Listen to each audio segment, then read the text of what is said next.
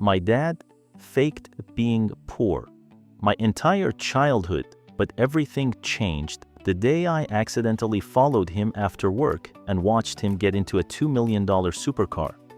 My father spent my entire childhood teaching me that money didn't matter. We lived in a tiny apartment, wore secondhand clothes, and rarely ate at restaurants because, according to him, every dollar saved is a dollar earned.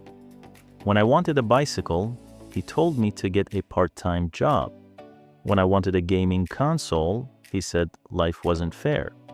When I graduated from high school with honors, he hugged me and said he wished he could help pay for college, but we simply couldn't afford it. So I worked 2 jobs, took out student loans, and spent years struggling just to survive. I never blamed him. I honestly believed he had done his best. Everything changed on a rainy Tuesday afternoon.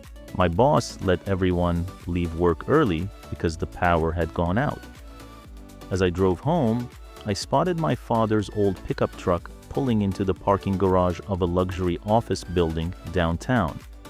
I almost waved before realizing he had told me he worked as a maintenance technician in a warehouse 20 miles away. Curious, I parked nearby and followed him inside. Instead of taking the employee elevator, he walked through a private entrance where a security guard greeted him by name. A few minutes later, I watched my father step out of the building wearing an expensive tailored suit I had never seen before. Then he walked toward a bright red Ferrari, unlocked it with a key fob, and drove away. I just stood there staring.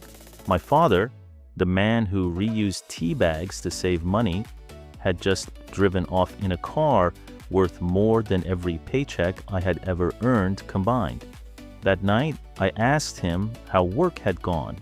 Without blinking, he sighed and complained about broken machines and long hours at the warehouse. He lied so naturally that I almost questioned what I had seen. I decided not to confront him. Instead, I started following him every morning.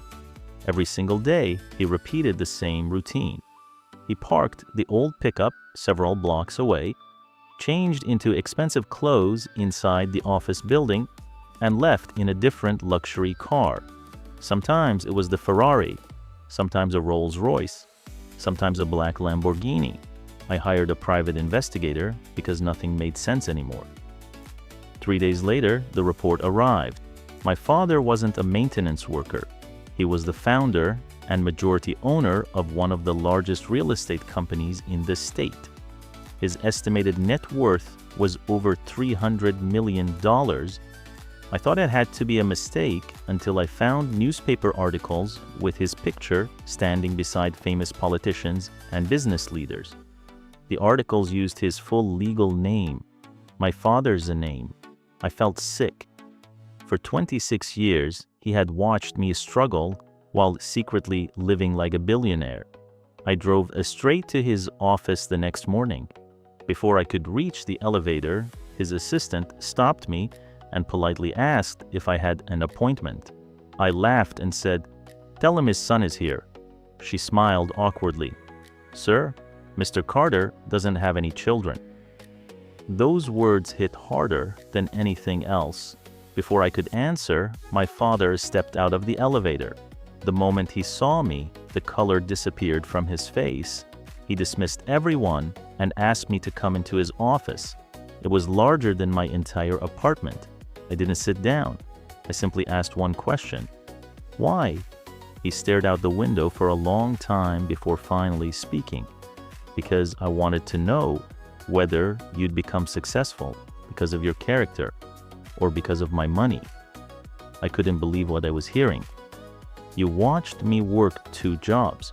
You watched me drown in debt. You watched me skip meals because I couldn't afford groceries." He lowered his head but said nothing. Then he opened a drawer and placed a folder on the desk. Inside were copies of every loan I had ever taken, every rent payment I had ever made, every medical bill, and every tuition invoice. Across the last page was a single signature, his. He quietly explained that every debt I thought I owed had already been paid years ago through anonymous trusts. My apartment building belonged to one of his companies, and my rent had secretly been refunded into an investment account every month without me knowing. Even my student loans had never accumulated interest because he had purchased them through a private financial firm. Everything I believed I had lost was quietly waiting for me. Then he handed me the account statement. The balance was just over $4.8 million.